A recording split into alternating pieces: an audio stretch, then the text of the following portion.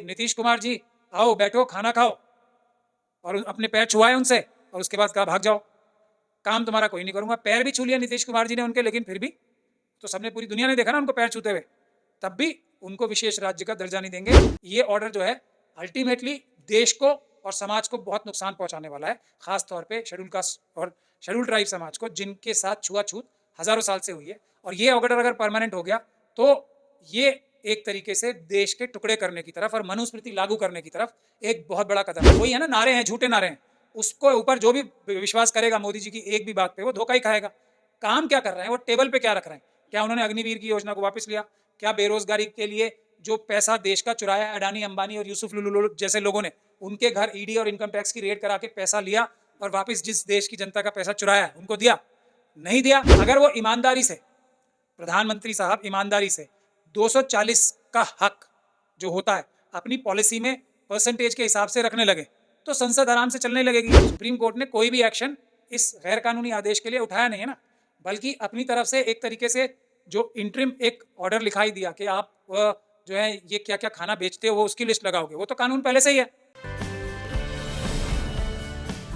आदाब दोस्तों, मैं आपके साथ जफर सिद्दीकी। आप देख रहे हैं पीआरबी। जिस तरीके से लोकसभा के चुनाव हुए और जनता ने जो है इस बार मैंडेट भाजपा के खिलाफ किया, यानी कि भाजपा को जो है वो इस बार सरकार बनाने में बड़ी मुश्किलों का सामना करना पड़ा है, लेकिन दो पार्टी जेडीयू और टीडीपी दोनों ने समर्थन दिया और भाजपा जो है वो तीसरी बार सत्ता में सरकार बना पाई। लेकिन अब बात आ रही थी कि विशेष राज्य का दर्जा जो है वो मिलना चाहिए। जहाँ एक तरफ चंद्रबाबू नायडू उसकी मांग कर रहे थे, वहीं नीतीश कुमार की मांग जो है वो लगातार चल रही थी, लेकिन अब उसको जो है साफ मना कर दिया गया है कि उनको ये दर्जा नहीं मिलेगा। अब बातचीत करने के लिए हमारे साथ सुप्रीम कोर्ट के वरिष्ठ वकील महमूद प्राचा जी हैं। महमूद प्राचा जी, कैसे देख रहे हैं आप? मैं इसको ऐसे देख रहा हूँ कि जिस धोखे की उम्मीद थी वही हुआ। अब ये नीतीश कुमार जी को सोचना है कि किस वजह से वो एनडीए गवर्नमेंट को सपोर्ट कर रहे हैं। कोई तो वजह होगी। अब वो कोई वजह नहीं है तो फिर किस दबाव में या किस लालच में कर रहे हैं ये बताना चाहिए उन्हें। और अगर वो ये भी नहीं बताते तो फिर जनता को समझ लेना चाहिए कि वो अपना नैतिक अधिकार खो चुके हैं। बिहार की जनता का जो सेवा करने का उन्होंने वादा किया है वो झूठा वादा था। जैसे नरेंद्र मोदी साहब हर वादा अपना झूठा करते हैं, वैसे ही नीतीश कुमार साहब ने भी अपनी कुर्सी का लालच जो है वो ऊपर रखा और उसके चक्कर में उन्होंने बिहार का इंटरेस्ट पूरी तरीके से बेच दिया। एक तरीके से बिहार को कोई भी फायदा नीतीश कुमार जी के इस मोदी जी से हाथ मिलाने में और उनसे दोस्ती करने में नहीं होने वाला। अब बजट को लेकर लगातार जो है नज़र बनी हुई है कि और कल बजट पेश होना है। कल 23 जुलाई है। कल निर्मला सीतारमन जो है बजट पेश करेंगी। एक लंबी लिस्ट जो है वो नीतीश कुमार भी मोदी जी को दे के जा चुके हैं। एक लंबी लिस्ट जो है वो चंद्रबाबू नायडू भी दे के जा चुके हैं। जो बजट बनता है वहाँ से, उससे मतलब एक बड़ा बजट मांगा जा रहा है कि वहाँ पर जो है हमें 7 एम्स बनाने हैं और मेडिकल कॉलेजेस बनाने हैं। तो क्या लग रहा है कि बजट अगर इनके हिसाब से मिल पाएगा तो इनका साथ रहेगा या फिर टूट? देखिए, हक हक लेने में और मांगने में ज़मीन आसमान का फ़र्क होता है। अब ये एनडीए के महत्वपूर्ण पार्टनर हैं दोनों, जी। यानी कि सरकार इन्हीं की तो है। ये अपने राज्यों के लिए अपना अधिकार सुरक्षित नहीं करा पा रहे, तो इसका मतलब ये बराबर के पार्टनर्स नहीं है ना। भारतीय जनता पार्टी इन्हें बराबर की नज़र से नहीं, बल्कि इनको एक तरह से नीची नज़र से देख रही है। तो ये इन लोगों को, दोनों को, नीतीश कुमार साहब को भी और चंद्रबाबू नायडू जी को भी ये देखना चाहिए और सोचना चाहिए, क्या वो एज सीएम रह के आंध्र प्रदेश की जनता की ये बेइज्जती कराना चाहते हैं, और नीतीश कुमार जी सीएम रह के बिहार की जनता की बेइज्जती कराना चाहते हैं या नहीं कराना चाहते हैं। ये तो उनका स्पेशल स्टेटस तो हक था, इसी बुनियाद पे तो उन्होंने देखिए कैबिनेट में भी उनको कोई महत्वपूर्ण मंत्रालय जी, जी। दोनों को नहीं मिला। तो यही एक मुझे लगता है, अगर कोई और छुपा हुआ कोई रीज़न नहीं है या वजह नहीं है, तो यही एक वजह लगती थी कि दोनों को स्पेशल स्टेट मिलेगा और अपने राज्य की जनता की भलाई करने में ज़्यादा से ज़्यादा केंद्र सरकार की मदद ले सकेंगे। लेकिन वो तो अब सीधे सीधे मना कर दिया बिहार के लिए, तो मुझे लगता है आंध्रा को भी यही जवाब, 2 टके का जवाब मिल जाएगा। तो अब ये दोनों को सोचना है कि उन्हें कितनी देर तक इस बेइज्जती को करवाते रहना है अपने प्रदेशों की जनता का। ये मांगने से क्या मतलब है, उनका तो हक है ना। वही एक टेबल, अगर गोल मेज है उस पर वो भी बराबर के हकदार हैं। जो उन्हें चाहिए वो उन्हें मिलना चाहिए। मांगने लगे तो फिर मांगते ही रह जाएंगे। लेकिन चंद्रबाबू नायडू और नीतीश कुमार, अगर उनको मतलब जिस तरीके से बड़े मंत्रालय भी नहीं मिले और अब अगर बजट भी नहीं मिलता है, तो क्या मतलब सरकार को कुछ उथल-पुथल होने की कुछ उम्मीद की जा सकती है? अब वो तो उनके दोनों के विवेक पे और संयम पे है, कितनी अपने प्रदेश की जनता की बेइज्जती वो कराना चाहते हैं। हुँ, ये तो मैं उन्हीं के विवेक पे छोड़ता हूँ, बल्कि प्रदेश की जनता को इन लोगों से सवाल पूछने चाहिए कि इस प्रकार की जो नकारी हुई लीडरशिप है भारतीय जनता पार्टी को, जिसको पूरा देश नहीं चाहता था वो प्रधानमंत्री बने, आपने ज़बरदस्ती देश की जनता के विरोध में जाके जी। विरोध में जाके जो आपने ये काम किया है, ये आप क्यों कर रहे हो? इसमें ना आपके प्रदेश का खुद का फ़ायदा हो रहा है, ना प्रदेश का फ़ायदा हो रहा है, और देश का तो फ़ायदा होगा ही कैसे, क्योंकि नरेंद्र मोदी जी और आरएसएस और बीजेपी तो देश को बर्बाद करने पे ही तुले हुए हैं। लेकिन एक तरफ जहाँ चंद्रबाबू नायडू और नीतीश कुमार की मांगे, वहीं कल प्रधानमंत्री मोदी ने एक सर्वदलीय की बैठक बुलाई, जिसमें तमाम लोगों को बुलाया और उनका बैठक बुलाने का रीज़न ये था, उन्होंने कहा कि जिस तरीके से पहली बार जब संसद शुरू हुई इस सरकार में, तो संसद के शुरू होते ही जो हंगामा और तमाम चीज़ें रही, वो सब कुछ अच्छे से संसद को चला पाएँ, इस वजह से जो है सर्वदलीय की बैठक बुलाई गई। तो क्या लग रहा है कि सरकार वो मजबूत नहीं है इस बार? देखिए, मजबूत और कमज़ोर की बात नहीं है, जो पिछली सरकारों ने किया, क्योंकि उनके भारतीय जनता पार्टी के पास सिंपल मेजॉरिटी थी। जी। जो भी किया वो संसदीय जो प्रणाली है, भारत की जो डेमोक्रेसी जो लोकतंत्र है, उसके खिलाफ जाके काम किया, और इस बार भी वो वही कर रहे हैं। हाँ, सिर्फ क्योंकि नंबर्स में ज़्यादा हैं, वो शोर उनका ज़्यादा सुनाई देता है, तो उनको बेवकूफ़ बनाने के लिए एक तरीके से कुछ प्रक्रियाएँ जो हैं वो कर रहे हैं, मीटिंग बुला रहे हैं, कुछ कर रहे हैं। लेकिन अगर वो ईमानदारी से, प्रधानमंत्री साहब ईमानदारी से 240 का हक जो होता है अपनी पॉलिसी में परसेंटेज के हिसाब से रखने लगे, तो संसद आराम से चलने लगेगी, क्योंकि जो विपक्ष भी है वो बहुत सारी चीजें सत्ता पक्ष से करवाना चाहेगा, क्योंकि वो भी तो देश की जनता की आवाज है ना। हुँ, और ऑलमोस्ट 50% के आसपास, 45% की आवाज़ तो वही है। तो उनकी भी बात अगर सुनने लगेंगे प्रधानमंत्री, और वो ये भूल जाएंगे कि वो कोई नेता नहीं है बल्कि सेवक हैं, वो ये याद रखेंगे कि ये कोई राजा नहीं है वो, या उनके कोई घर का राजकाज नहीं चल रहा है।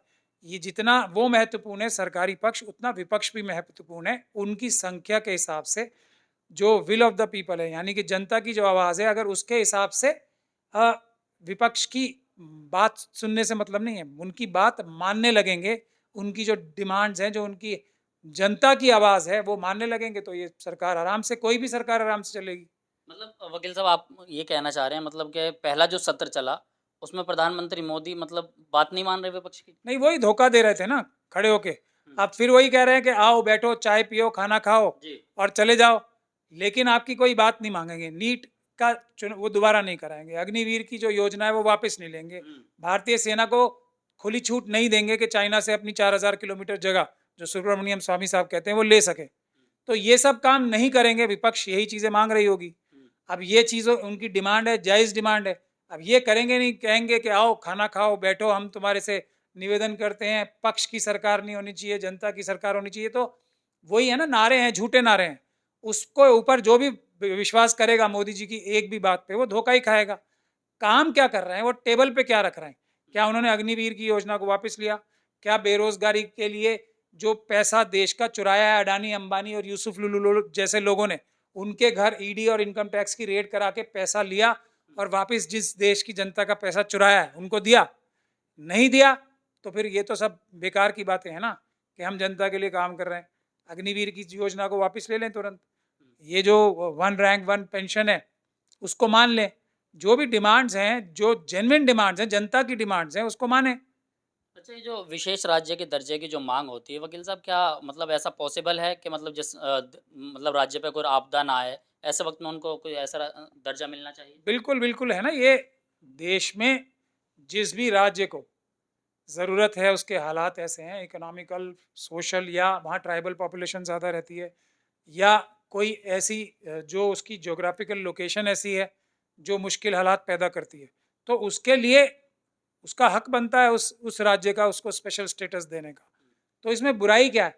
लेकिन गुण दोष के आधार पे आज की परिस्थिति, जो बिहार का मैंने जो सवाल, जो मंडल साहब ने एक सवाल पूछा था मेंबर ऑफ पार्लियामेंट ने, जी। उनको जो जवाब दिया है, उसको देख के तो ये नहीं लगता कि सरकार ने अपना कोई इस पे ध्यान भी लगाया, मोदी जी ने और उनकी कैबिनेट ने। हुँ, वो तो 2012 के एक डिसीजन पे डिपेंड करके ये कह रहे हैं कि आज भी 2012 में, 12 साल पहले, क्योंकि ऐसी स्थिति नहीं थी कि उसको बिहार को स्पेशल राज्य का दर्जा दिया जाए, तो हम आज भी उसी रिपोर्ट को मान के, सच्ची रिपोर्ट मान के आज 12 साल बाद भी वही फैसला करते हैं। लेकिन 12 साल में तो बहुत हालात बदले होंगे ना, आंध्रा के भी बदले हैं, बिहार के भी बदले।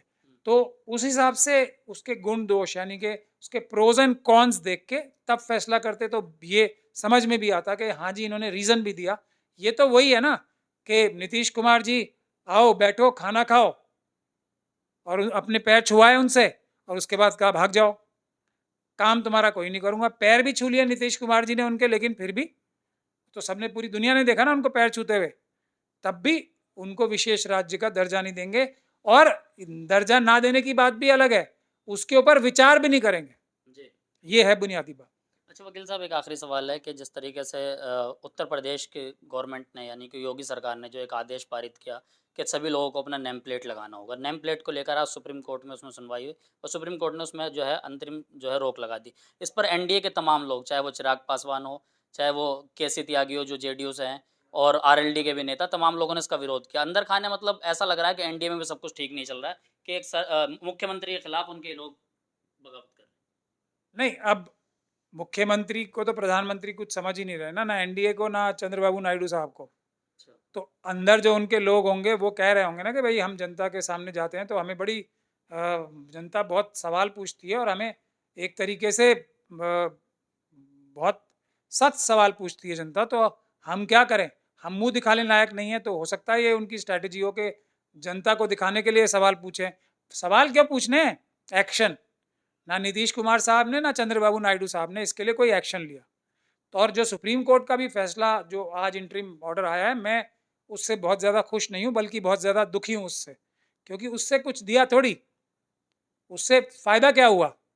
सुप्रीम कोर्ट ने कोई भी एक्शन इस गैर कानूनी आदेश के लिए उठाया नहीं है ना, बल्कि अपनी तरफ से एक तरीके से जो इंटरिम एक ऑर्डर लिखाई दिया कि आप जो है ये क्या क्या खाना बेचते हो वो उसकी लिस्ट लगाओगे, वो तो कानून पहले से ही है।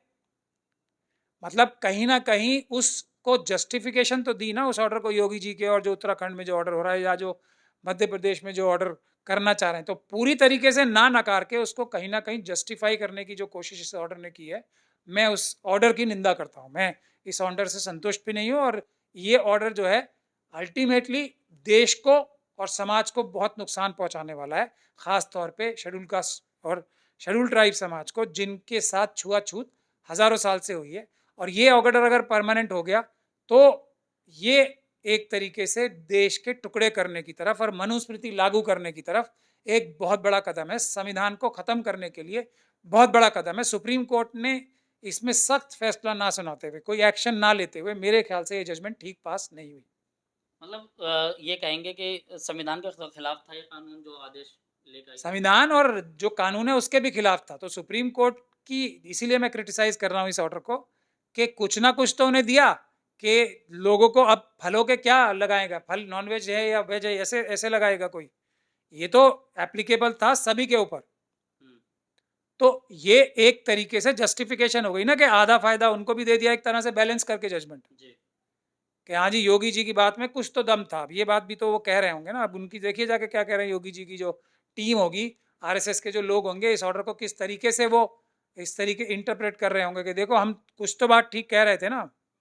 तो अभी ये बात है, और अब जब फाइनल ऑर्डर आएगा तो हमें पूरा ऑर्डर मिल जाएगा और हम ये मनुस्मृति लागू कराने वाले हैं, यही वो इनडायरेक्टली मैसेज दे रहे हैं। चलिए, बहुत बहुत शुक्रिया बातचीत करने के लिए। हमारे साथ महमूद प्राचा जी थे, सुप्रीम कोर्ट के सीनियर वकील हैं। इन्होंने तमाम सवालों के बेबाकी जवाब दिया। आप इनकी बातों से कितना सहमत, अपनी राय ज़रूर दें। देखते रहिए PRB।